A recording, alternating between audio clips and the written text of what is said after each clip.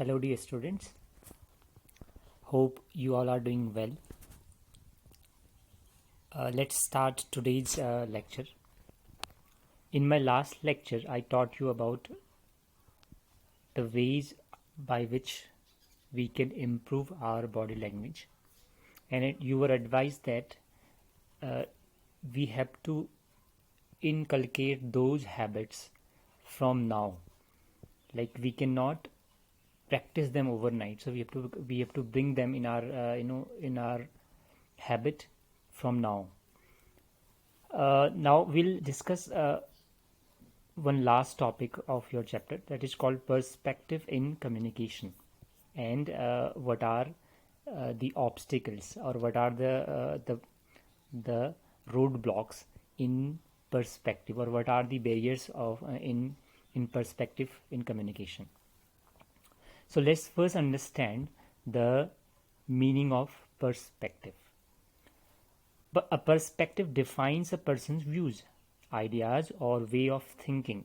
For example, if we have a fixed idea that parents are strict, then even if they are being friendly, we would consider it as a skeptical behavior. So, if we make a kind of views about anybody, then it is possible that we might not think openly, because we are thinking with prejudices, or we already have established an opinion or views about something. One meaning. Second meaning is that how do we perceive something depends on us. Like suppose if you see a picture, if two people see a picture, then the same picture may have different meaning for different people. So how do we perceive things? It's called perspective. So our perspective affects our communication, obviously, because how do we perceive things is going to affect our communication. A communication perspective focuses on the way in which our messages are shared. We have already discussed that the communication depends on two people. One is a sender and the receiver. A sender composes a message. Suppose a sender composes his or her message so nicely that his communication skills are very good, and how the content is being conveyed depends on the communicator or the sender, but how we understood it depends on our perspectives. Okay, so perspective is basically like suppose two people are communicating together, so the communication also depends on how they are viewing ideas of other people, or how they are thinking about some topic. So it could be a thinking way of thinking. Understood now? So I hope that I am clear right now, that perspective you can for a while you can understand is a way of thinking, how you think about something. Now let's move on the factors that may affect the perspective in communication.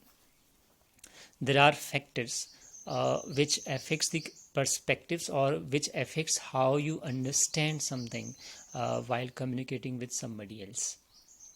The first one is called a conceptual clarity. It is one of the most important factors in the communication. The idea or information must be clearly defined in the sender's mind before it is transmitted to the receiver. Now suppose if you want to convey a message to somebody else, so regarding that message you should have conceptual clarity. Without conceptual clarity, we will not be able to make someone else understand what we are feeling. It's not about a topic, it's about anything. Suppose you want to convey something to your parents. So until and unless you are not, your concepts about that topic are not clear, then you will not be able to make them understand. Second, visual perceptions. its brain ability to make sense of what we see through our eyes. It helps us to see and interpret our environment through colors, patterns, and structures. Visual perception affects communication. For example, two persons perceive different meaning by looking at the same picture. So I said ki when we see something, and when we see something, then we perceive something by seeing that object. So that perception depends on our own thinking. Okay, so visual perceptions are important in the sense that if you want to convey something, so you can, before conveying the message to the audience or to the crowd, you can understand that how the crowd will perceive your message visually. So we can use diagrams, arts, and all those things for visual communication, but you also have to think of the audience, that how the audience will perceive that particular image or the diagram, whatever you make. Next is language. Now you can understand how important is language to communicate, because without language, whether it is a verbal or a non-verbal communication, we cannot make a good communication. So language is very important carrier of thought in both ways, written or spoken. Therefore, it is very important for the sender to ensure that the message reaches the receiver in the language he or she understands. For example, a person who only knows Hindi cannot communicate with a person who only knows French. So you can understand that a language sometimes becomes the biggest barrier for communication. First is the language, and then second thing becomes the most the most dangerous factor, I must say, that our inability to listen carefully, or our inability to observe things, right? Even two people speak the same language, the communication gap is a lot there. It's a considerable gap between the two people, even if they speak the same language. The reason is because we lack the ability to listen carefully and properly, or we lack the ability to observe something carefully. So language becomes a barrier for those people who speak different languages, but even though when they speak same languages, then also the observation or our inability to listen carefully becomes another hurdle for the communication. Next comes the past experience. The past experience of previous communication strongly affects our understanding for further communication with the same person. Now, for example, if you are talking to your parents about your future goals, suppose you want to become an artist. You want to become an artist, and say, for example, your parents want you to become an engineer, for example. Now, last time when you tried to convey your life goals, then there was little tension in at home, or there was little bit kind of a debate between you and your parents, or situation were uncomfortable. So next time you will not be able to communicate properly with them, because your past experience was not good. Another example, if you ask a question in the classroom and the children laugh because they consider that the question asked by you was very much illogical. So before asking next time, the past experience may affect this time. So you might not ask questions like considering that it may be again illogical, or the people may laugh. So the past experience affect the communication a lot. Then prejudices. When we have fixed ideologies, expectation and prejudices may lead to stereotyping or false assumptions. If we already have an opinion about something and we are closed about someone else opinions, then it will be very hard to communicate. We cannot communicate this way. Okay, so the truth is that people often hear what they like to hear instead of what is actually being said and jump to wrong conclusions. So if we go with prejudices to some to talk, then we will not be able to establish a good communication. Feelings. Next factor that affects us, feelings. So or our feelings and emotions affect the process of communication. Communication becomes purposeful when sender shows enthusiasm and receiver shows receptivity. Or another way we can say that when our emotions are not controlled, like if you are angry or overwhelmed or very sad, then at those situations it will be very hard to communicate properly.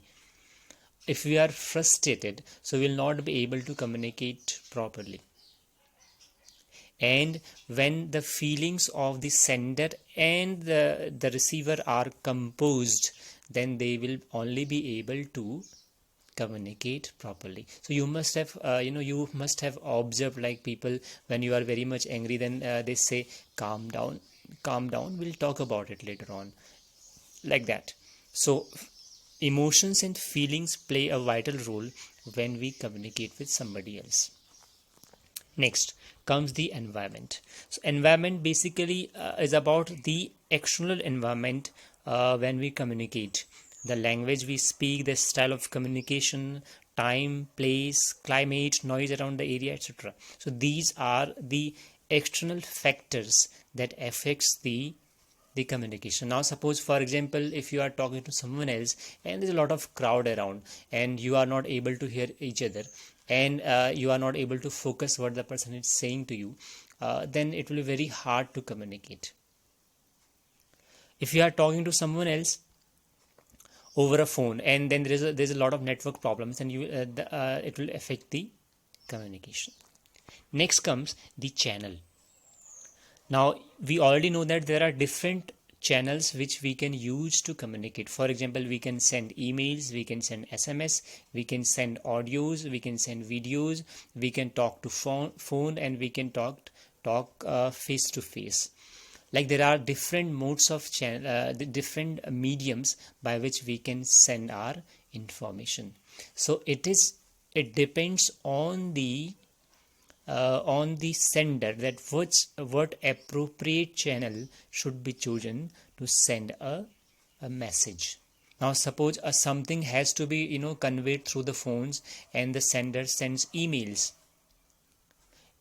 okay, and the receiver doesn't see the emails, or he doesn't understand what is written in the email properly. So the problem is, when we want to communicate with somebody else, and if we do not follow the right channel, then this will become a hurdle in communication.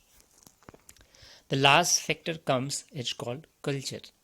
Now you can easily understand that India is already a hub of different cultures.